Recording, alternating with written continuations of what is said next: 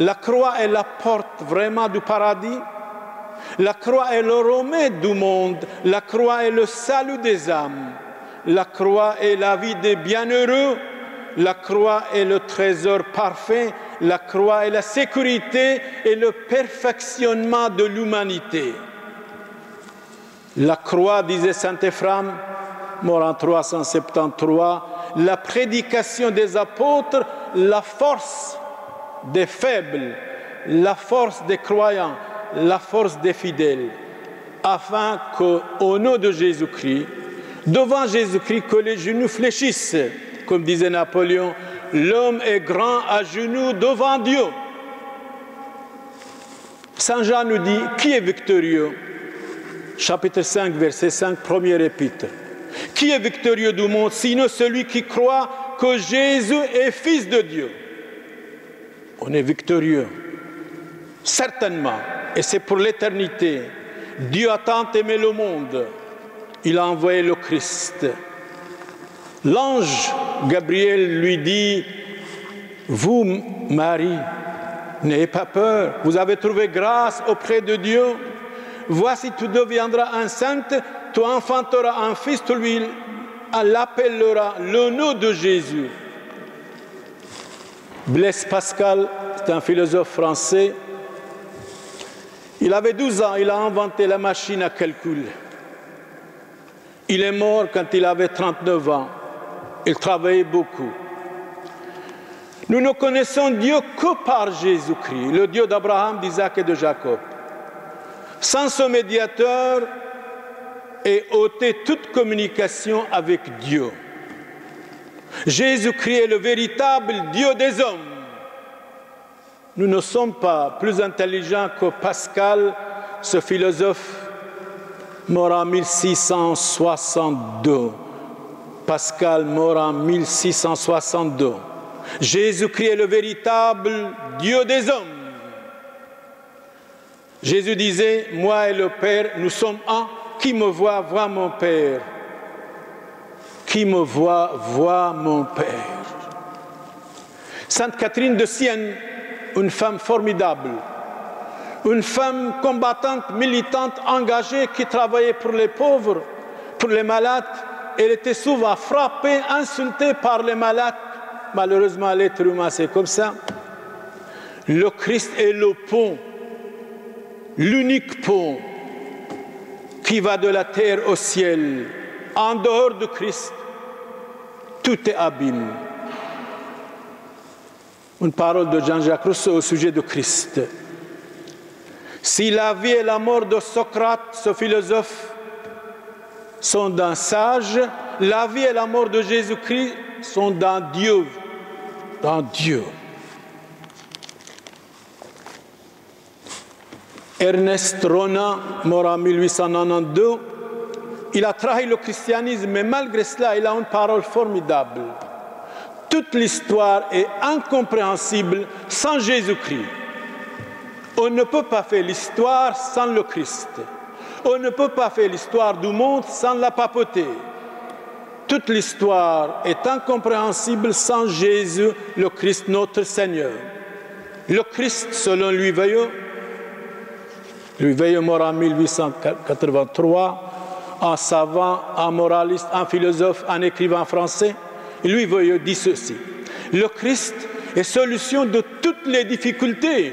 Si vous avez confiance, si vous avez la foi, les plus grandes difficultés sont légères pour celui qui aime. Aime donc et fais ce que vous voulez. Et quand vous aimez Dieu et le prochain, on ne peut pas être mauvais. La mesure de l'amour de Dieu, c'est d'aimer Dieu sans mesure. Aime et fais ce que vous désirez. Mais si vous aimez Dieu et le prochain, vous ne pouvez jamais faire le mal. Le Christ, solution de toutes les difficultés. Si vous avez besoin de secours, il est là, votre force. Ne craignez pas la mort. N'ayez pas peur. Jésus est là. De la corruption des mœurs, malheureusement, naissent tous les maux qui, du siècle en siècle, viennent accabler les peuples.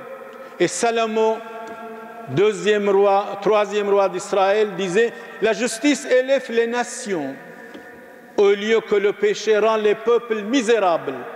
Le péché, le désordre, l'incompréhension, la perversion rend les peuples misérables et esclaves. Être esclave de soi, de ses bêtises, de ses passions, c'est pire des esclavages. » Mais une parole de Honoré de Balzac, mort en 1850, celui qui a dit « La famille,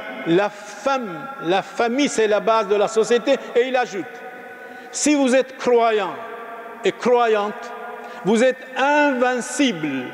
Si le monde entier est contre vous, vous êtes invincible, vous êtes vainqueur, vous êtes protégé par le Christ notre Seigneur, vous êtes inattaquable. » Mais Jésus-Christ désire que nous imitions un peu Jésus-Christ, comme Saint Paul a dit. Notre modèle, c'est le Christ. J'ai imité le Christ. Alors vous, les fidèles, imitez-moi. Soyez donc mes imitateurs. Je vous demande au nom de Christ notre Seigneur. Imitez les gens de bien, supportez les méchants, aimez tous les hommes. Au nom de Christ notre Seigneur, Amen. Seigneur Jésus, exaucez-nous. Profondément méditons et prions.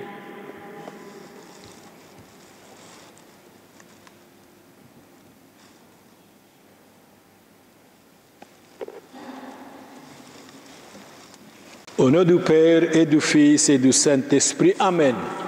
Frères et sœurs, vous avez écouté attentivement cette nuit sainte, une nuit de bonheur. Jésus est né. Nous souhaitons pour vous, pour vos familles, beaucoup de bonheur, de joie, de patience, de fidélité, de réussite dans votre vie. Seigneur Jésus, exaucez-nous. Seigneur Jésus, nous prions pour toute personne qui est absente aujourd'hui, pour lui qu'il soit protégé. Et vous, ne faites jamais d'accident. Seigneur Jésus, exaucez-nous. Seigneur Jésus, nous prions pour tous nos amis de couleur qu'ils soient respectés. Seigneur, exaucez-nous. Seigneur, pour toute personne qui voyage, qu'ils soient protégés, qu'ils ne fassent jamais d'accident. Seigneur Jésus, exaucez-nous. Seigneur Jésus, nous prions pour vous tous, pour votre zèle, pour votre ferveur, pour votre stabilité, pour votre militantisme dans le bon sens, que vous êtes ici cette nuit sainte. C'est formidable de votre part. Vous venez de près, de loin. Jésus-Christ vous remercie, la Vierge Marie vous remercie, Saint Antoine de Padoue vous remercie, et moi je vous remercie grandement. Je souhaite pour vous beaucoup de santé, de bonnes réflexions, de réussite pour vous, pour vos enfants, pour vos familles. Seigneur Jésus, exaucez-nous. Nous prions pour tous les malades, de près, de loin, dans les hôpitaux, pour leur guérison. Seigneur Jésus, exaucez-nous. Nous prions pour chacun de nous, pour que nous prenions de bonnes résolutions, de bonnes décisions, à partir d'aujourd'hui et tout particulièrement l'année 2011, de bonnes résolutions. Si nous avons des mauvaises habitudes, détrônez-les. Si nous sommes des méchants, des jaloux, des angoissés, balayons tout ça de nous. Si nous sommes des médisants, des médisantes, curieux et curieuses, balayage complet. C'est ça, prendre de bonnes résolutions, de bonnes décisions. Si nous sommes paresseux et paresseux, on n'a pas envie de prier, commençons. La prière alimente l'âme de l'homme, l'âme de la famille. Priez, demandez, vous recevrez, cherchez, vous trouverez, frappez, on vous ouvrira. Je suis avec vous, n'ayez pas peur de se montrer chrétien, de se montrer catholique. C'est notre fierté, c'est votre fierté devant Jésus-Christ, devant Dieu, devant les hommes. Et vous allez sauver beaucoup d'autres avec votre stabilité, votre fidélité, votre confiance et votre maturité.